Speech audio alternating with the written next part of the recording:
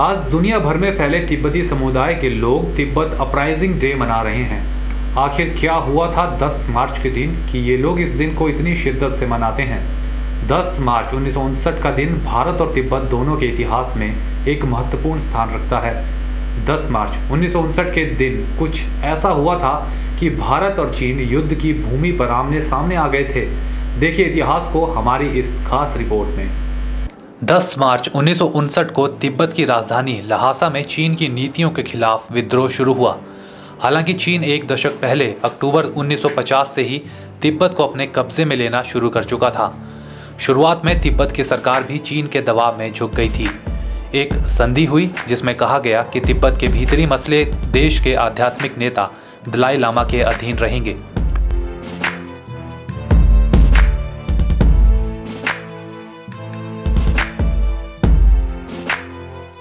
लेकिन इसके बाद भी इलाके में चीनी सेना के बढ़ते दखल से तिब्बत के लोगों में गुस्सा पनपने लगा। पूर्वी तिब्बत के जोरदार प्रदर्शनों के बाद 1958 में जब ल्हासा में सुगबुगाहट होने लगी तो चीनी सेना ने शहर को बम से उड़ाने की धमकी दी।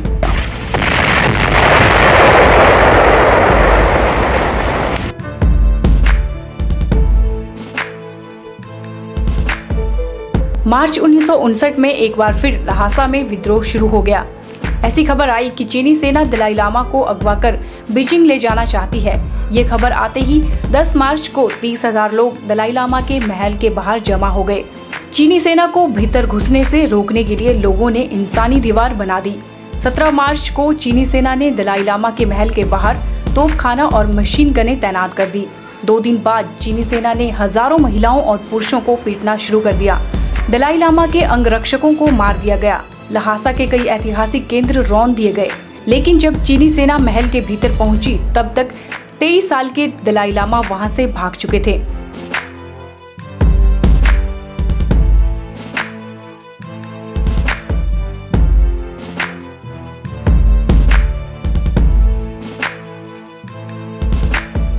कुछ दिन बाद खबर आई कि दलाई लामा भारत पहुंच चुके हैं और नई दिल्ली ने उन्हें शरण दी है। चीन तत्कालीन भारतीय प्रधानमंत्री के इस कदम से बहुत नाराज हुआ। भारत के साथ चल रहे सीमा विवाद के बीच इस घटना ने आग में घी का काम किया और 1962 के भारत चीन युद्ध की पटकथा लिख दी।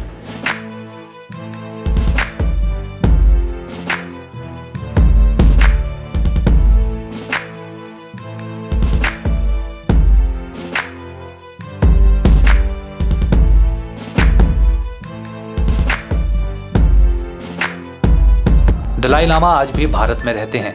हिमाचल प्रदेश के धर्मशाला शहर से तिब्बत की निर्वासित सरकार चलती है। तिब्बती समुदाय आज भी चीन के कब्जे का विरोध करता है।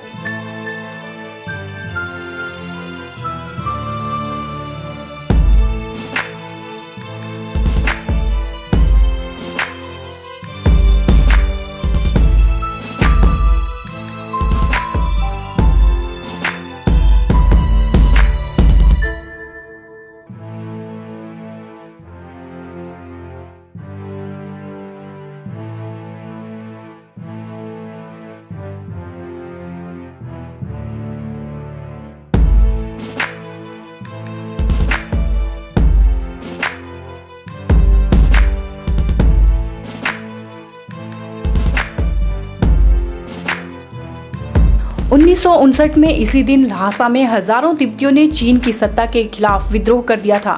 हजारों तिब्बती शहीद हो गए थे। तिब्बती स्वतंत्रता का आंदोलन उसी दिन से किसी न किसी रूप में आज तक चल रहा है। चीन तिब्बत को लेकर चैन से बैठने की स्थिति में नहीं है। तिब्बत के भीतर वहां का जनसाधारण विद्रोह करता रहता है और तिब्बत के बाहर निर्वासित तिब्बती इस मुद्दे को मरने नहीं देते।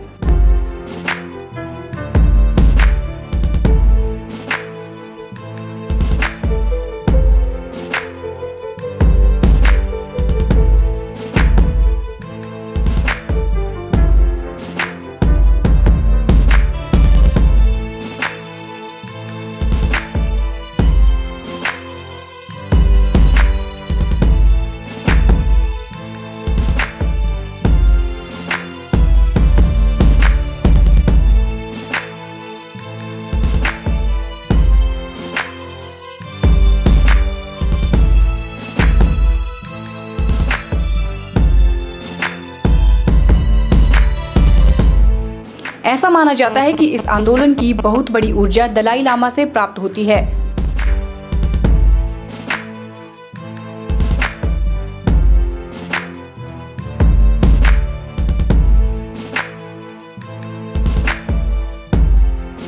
दलाई लामा ने तिब्बत के प्रश्न को विश्व मंच से कभी ओझल नहीं होने दिया। इसीलिए चीन के शब्द भंडार में ज्यादा गालियां दलाई लामा के लिए ही सुरक्षित रहती हैं। दरअसल दलाई लामा साधारण शब्दों में तिब्बत के धर्मगुरु और शासक हैं। इतने से ही तिब्बत को समझा जा सकता है।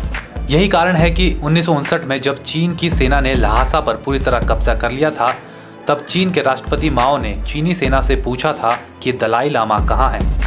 सेना के यह बताने पर कि वह पकड़े नहीं जा सके और भारत चले गए हैं, तो माओ ने कहा था कि हम जीतकर भी हार गए।